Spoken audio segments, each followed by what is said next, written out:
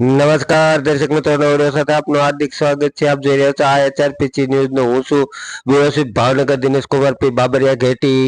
દેવભૂમિ દ્વારકાનું જામખંભાળિયા તાલુકાનો હાપીવાળી હર્ષદપુર વિસ્તારમાં સામોરનો જૂનો road હાપીવાળી main road પર સિંચાઈ વિભાગ દ્વારા પાણી છોડવામાં આવે છે. આ રોડ ઉપરથી ચાલી શકાય તેવી પોઝિશન નથી, તેમજ આ રોડ ઉપર 108 પણ ચાલી શકતી નથી. આ વિસ્તારના ખેડૂતો લોકોને હાલવા ચાલવામાં મોટી હાલાકી પડતી હોય છે, તેમજ જિલ્લા કલેક્ટર સાહેબ શ્રી તપાસ કરાવે એવી લોક માંગ ઉઠી હતી. હાલી ચાલી શકતું પણ નથી એવું આપણું આમ અટકત આપણે પરફેક્ટ માહિતી મળે છે.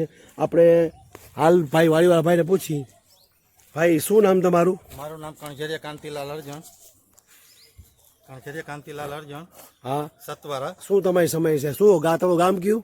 ગામ જામખંભાળિયા, દેવભૂમિ દ્વારકા. હા, અને આ કયો એરિયો કહેવાય છે? હાપીવાડી. આ શું તમારો પ્રશ્ન? હાપીવાડી હર્ષદપુર. હાપીવાડી હર્ષદપુર. હાપીવાડી હર્ષદપુર. શું આપણે સમસ્યા છે? મારી સમસ્યા એમ છે કે મારી 278 પૈકી 3 અને 4 નંબર જગ્યા છે મારી, જે એની બાજુમાંથી કેનાલ, ઘી કેનાલનું ઉપરથી પાણી મારી બાજુમાંથી એમને રસ્તા ઉપર વેફડી નાખ્યું છે આ લોકો. અને મને વર્ષો પહેલાં પાણી આવતું હતું, આ લોકોએ બંધ કર્યું છે ઉપરવાળાએ. અને મને ખોટી બધા જે આપણે કોર્ટમાં રજૂ કરી, ખોટા દાવા કરી અને મને મારું કેનાલ બંધ કરી દીધી છે. એ આવતું હતું એ પાણી.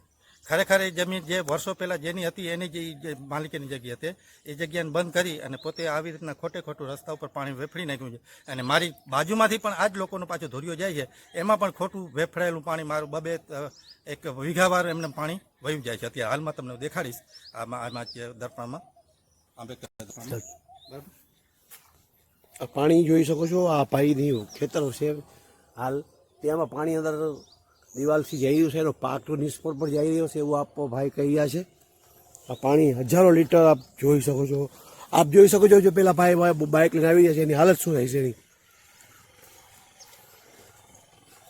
કેવી રીતે સ્થિતિમાં આવે છે જો આપ જોઈ શકો છો. આ ખાસ કરીને આ મેટર વિશે જિલ્લા કલેક્ટર સાહેબ ધ્યાન આપે અને આ વિસ્તારમાં જે પાણી વેડફાયું છે એ વ્યક્તિ પર કાનૂની કાર્યવાહી કરે એવી આ વિસ્તાર લોકોની માંગ છે.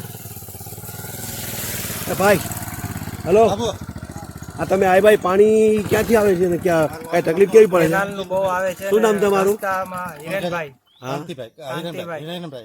તમારું ગામ? ગામ કયું તમારું? હર્ષદપુર, જામ દેવભૂમિ દ્વારકા. અચ્છા, તો પાણી કાયમી આ પ્રમાણે રહે છે ભાઈ? કાયમી જ્યારે વરસાદ નહેર છૂટે ત્યારે આ જ પરિસ્થિતિ. આગલા વિડીયો પણ અમારી પાસે ઉતારેલા છે. બરાબર, એ પણ અમે બતાવવા તૈયાર છીએ. ઓકે.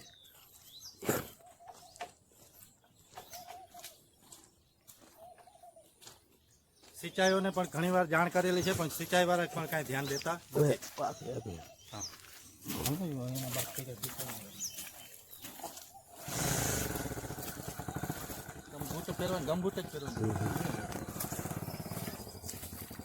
હા, જોઈ શકો છો, ખેતરની અંદર પાણી પણ વેઠવાઈ રહ્યું છે. ત્યારે નેરનું પાણી પણ આ રીતના આવે છે. ઘણી વખત મેં સિંચાઈઓને જાણ પણ કરેલી છે, પણ જાણ કરતા છતાં કોઈ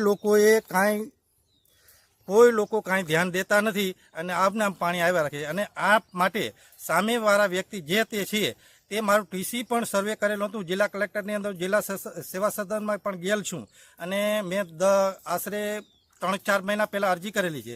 અને મારું જે કનેક્શન પાસ થયું હતું એ સર્વે મુજબ કામ નહોતું કર્યું, એટલે હું જિલ્લા કલેક્ટરમાં ગયો, જિલ્લા સેવા સદનમાં. અને ત્યાંથી મને એવો રિપોર્ટ મળ્યો કે જે કાંઈ હોય એ પાવરસવાળાને કીધું ભાઈ આનું ફેરફાર કરી દો. પાવરસવાળા ફેરફાર કરવા માટે 8,700 રૂપિયા માગે છે અને ભૂલ થઈ છે પાવરસવાળાની, છતાં મારા પાસે પૈસા માગે છે. અને આ લોકો પાણી આવી રીતના વેફડી નાખે છે.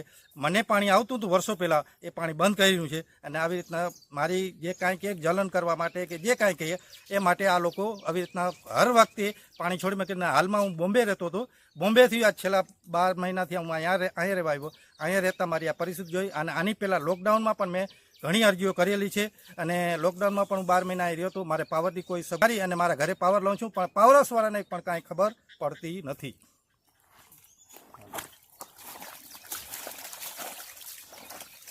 અને કામ કરવા જાય તો હું કાંઈક ને કાંઈક વાંધા લઈને ઉભા હોય.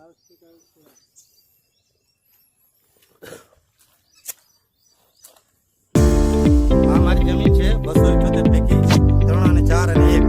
આનું જ્યારે કાંઈ પણ માપણી કરું છું, કાંઈ પણ કરું તો આ લોકો